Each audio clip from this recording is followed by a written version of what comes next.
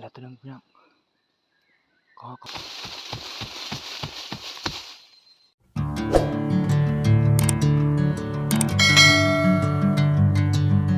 รอหาพวกของห้องยามเช้าพี่น้อง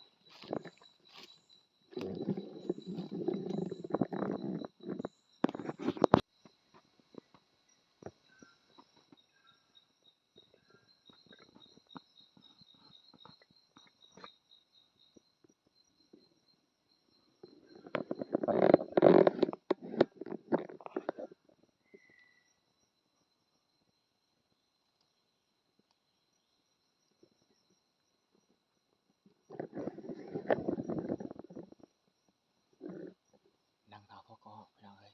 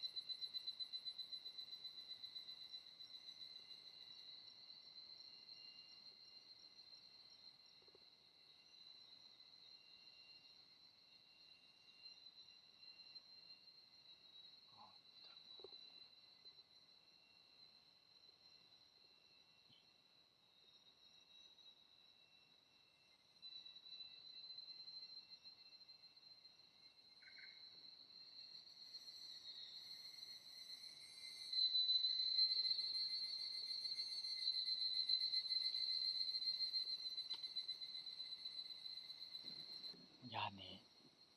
กระแตพี่น้องตัวกระแตมันแลมาตำเขือ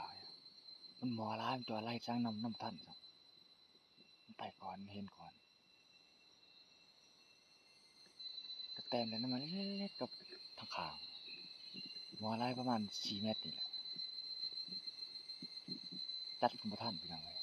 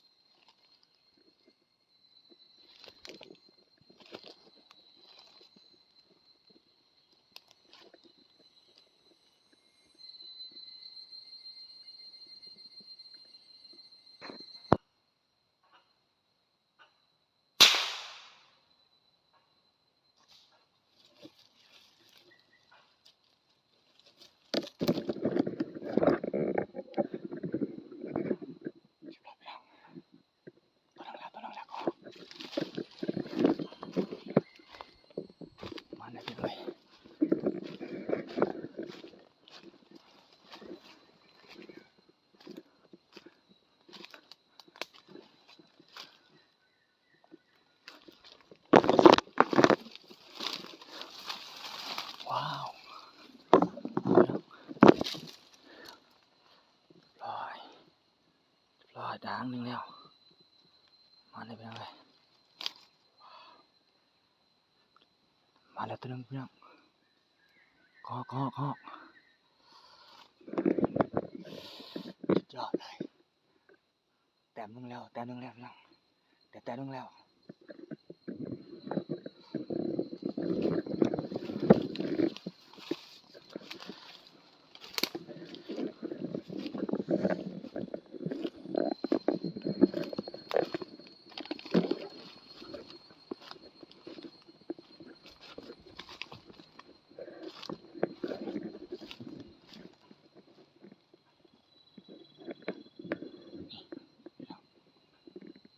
มาแล้วพี่น้องเลย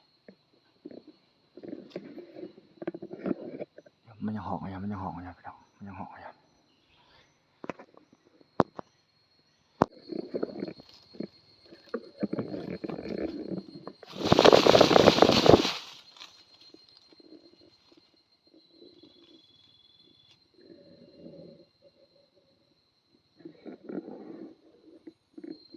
มันหอกอยู่พี่น้องเลย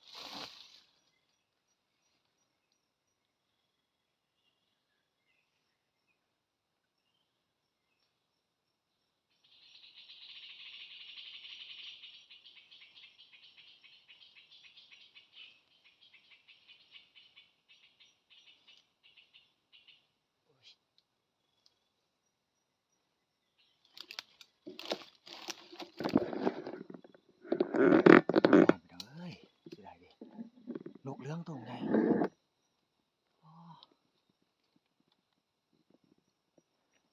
ยิงตำขอนพี่น้อง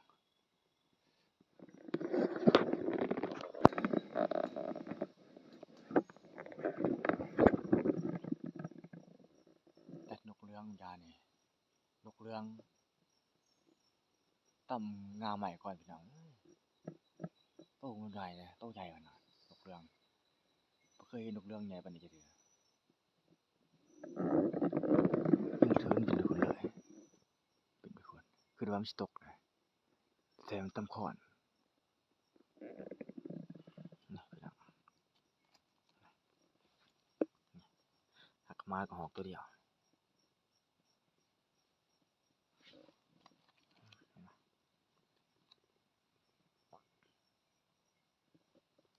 ตรงใหญ่เด้อพี่น้อง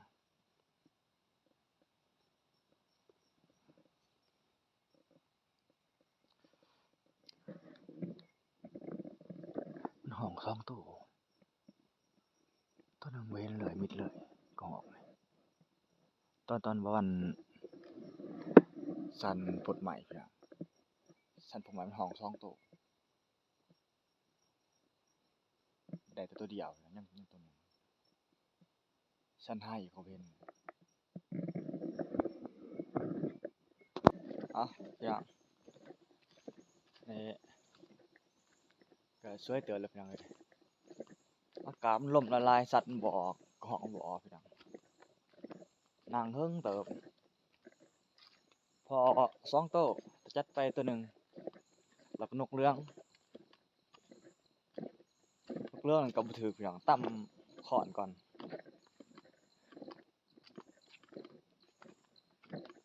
สิครับเขาหาแคมป์ก่อนว่าทีมงานเพิ่นอ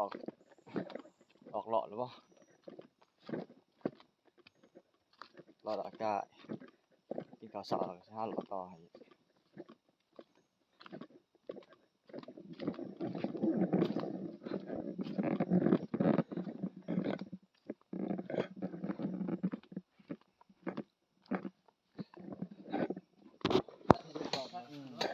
อ้าว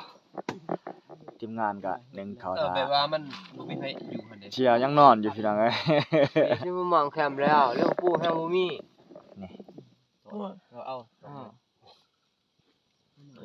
หอกเรื่อง หลุดเลย ตัวใหญ่นะครับ ว่างแล้วบ่มีคนนอน ตัวน้อยตัวหนึงน่ะเขากำลังนั่งเล่นตัวตะขางเฮ็ดช่างมันนำบ่ทันเลย โอ้โห เป็นกระแตนะตัวใส่กระแตตัวนี้ปั้นนี่อะปั้นรถบ่จักเสียดตัวหนึง ก็ไปมาเจ้าเบิ่งข่อยเขาเบิ่งเจ้าแล้วก็เตะ มันมอหลายก็เลยบ่จักเสียด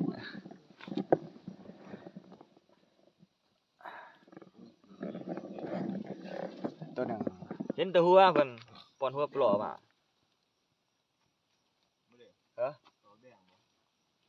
ก็หอกเรื่องธรรมดานี่มันบ่แม่นก็หอกแดง